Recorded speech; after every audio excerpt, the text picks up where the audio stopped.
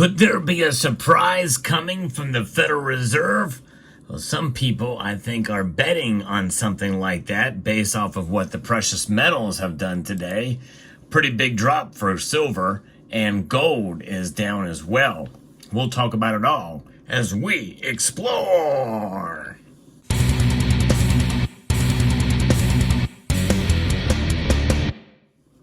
As I record this video, silver is below $29 an ounce, just barely, $28.99 right now. But nonetheless, that's down well over 2.24% right now, down 66 cents. And gold is down over 1%, 1.16%, down $29.10, below $2,500 again. So it's down below that psychological level. And platinum and palladium and rhodium also have all fallen today. It's been across the board here. So what's going on? Well, it's about what's anticipated to be coming from the Jackson Hole session there, the speech that Powell is going to give tomorrow. Now, I'm going to be reporting you from an article from Market Watch that says that gold has settled lower on Thursday, with the strength of the U.S. dollar and Treasury yields contributing to the precious metal's largest one-day decline in an entire month, just 2 days after prices marked fresh record highs. The decline in gold prices comes ahead of Friday's highly anticipated speech by Federal Reserve Chair Jerome Powell at the Jackson Hole Economic Symposium in Wyoming. Past years have seen central bank officials make market-moving pronouncements on the confab, according to Jim Wyckoff, who's a senior analyst at Kitco. Powell's speech may offer some guidance on the size of an expected U.S. interest rate cut in September, he noted. The Fed chair is expected to speak at 10 a.m. Eastern Time on Friday. Now, thinking about that and thinking about where the Fed Watch tool, which is the place that people go to figure out what the probabilities are of rate cuts or hikes, or to keep the rate the same. And we're seeing a shift yet again. Last time I referenced this, there was more people that thought that they would lower rates by a half a point instead of a quarter point. That has now shifted. It is now well over 3/4 of participants in this poll think that the Federal Reserve is only going to cut rates by a quarter point and not a full half point. And that is what is leading, I think, in part to gold and silver's price declining as much as it has here today. And we could see a smackdown on Friday, which means that some of the baking in of the price movement that we've seen in both precious metals are, overhyping this idea that maybe they're going to lower rates by a whole half point, even though still the majority have thought it would be a quarter point rate cut. Now, the U.S. dollar index is up 0.41% now, but it's still a lot weaker than it had been. It's only at 101.53. I think anything below 100 means there's some cause for concern, and we very well could see the beginning of a bigger problem with the U.S. dollar index that could be coming. So those are things we're going to track here on this channel to see what's going on in the world of precious metals and the dollar strength. That strength is measured compared to other currencies out there, which are not doing very well, by the way. Remember, I liken it to a laundry basket full of dirty shirts who continue to get soiled day after day. And so the cleanest of the dirty shirts in that pile is the U.S. dollar, and it is continuing to get dirty. After days and days of being worn and washed, or not washed, but worn with no washing and no upkeep, well, it just gets dirtier and dirtier. And I don't care how clean it is compared to the other dirty shirts, there's going to be a point in time when that dirty shirt is going to be pretty skanky and pretty yucky, where it's not going to be wanted by anybody, no matter what. They don't want any of the other currencies either. We'll see how that plays out. Nonetheless, the dollar now continues to hold its position in its own and strengthening up, as well as bond yields. And so that is leaving us to a situation here. Now, Bullion Vault's reporting here about what's going on with the dollar index. It's a measure of the currency's value against its peers. The 10-year U.S. Treasury yields, a benchmark rate for government, as well as many financial and commercial borrowing, also edged higher after hitting the lowest level since August 5th, when recession fears, the world's biggest economy, dragged down global stocks.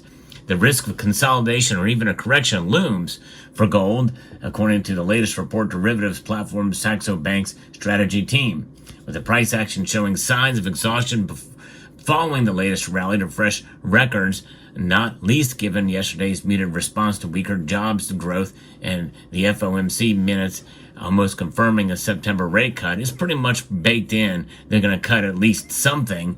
More likely it's going to be still, though, at that quarter point, which means the Fed watch tool will show more and more confidence of a quarter point rate cut rather than a half point.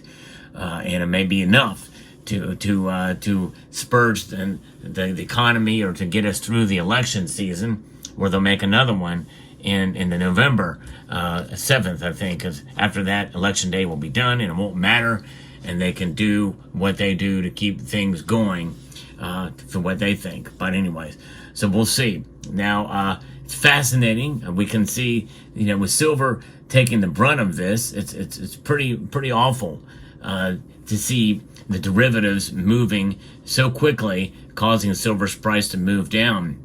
And so it tends to suffer more. It's down more than double what gold is today, which is somewhat typical. This has widened the gold to silver ratio yet again, here to back now down to above almost 86-1 right now.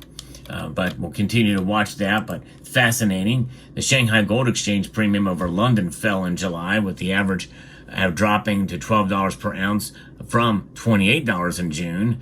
And we don't know what the silver prices, but silver prices and the metals number one consumer market, meantime, continue to show historic premium to London, holding a $3.18 per ounce as an average at August so far, although falling from $3.55 in July and $3.81 in June. Silver has risen 25% so far this year in China, while in London, the prices have risen 23%. And so that gives you an idea of what's going on with silver and the other markets. But amazing. Now, the fascinating thing about this, the Fed watch tool and how it shifts from day to day, and the market sentiment and a new baking in. I mean, the September meeting is still weeks away right now. And so who knows what could change between now and then. Even with Powell's speech tomorrow, a lot of people put too much faith in the words of the Federal Reserve Chair. But remember, that causes market sentiment to move based off of psychological reactions to said words. I even mentioned this in a video years ago when our current Treasury Secretary, Janet Yellen, was Fed chair.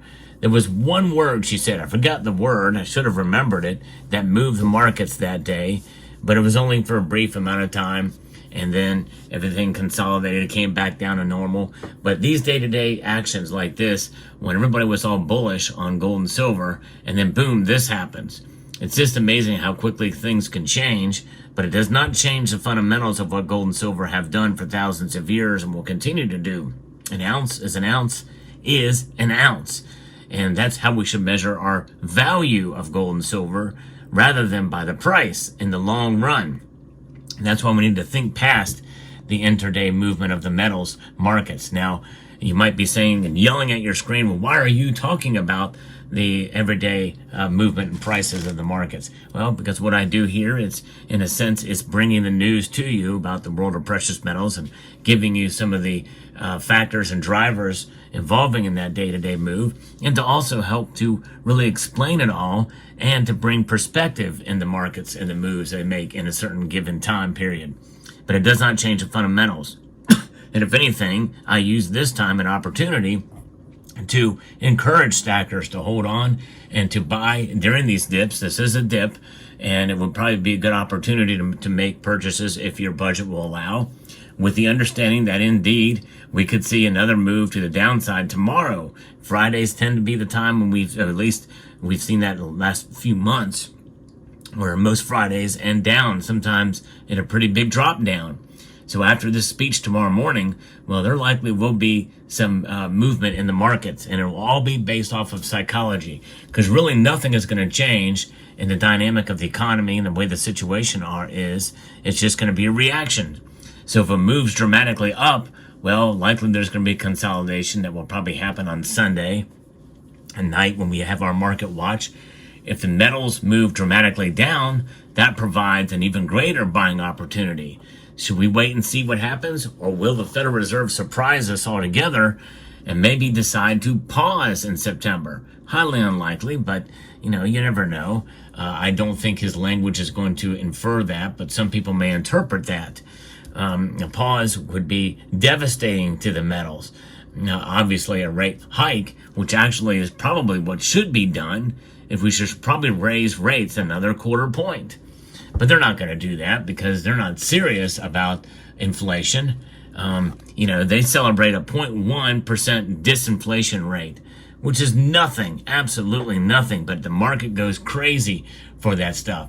And when you think about the jobs, the largest retraction of jobs in the history of the record keeping for the jobs is something else. And speaking of jobs, we have to set the record straight here on jobs and how this stuff is reported by the Bureau of Labor Statistics.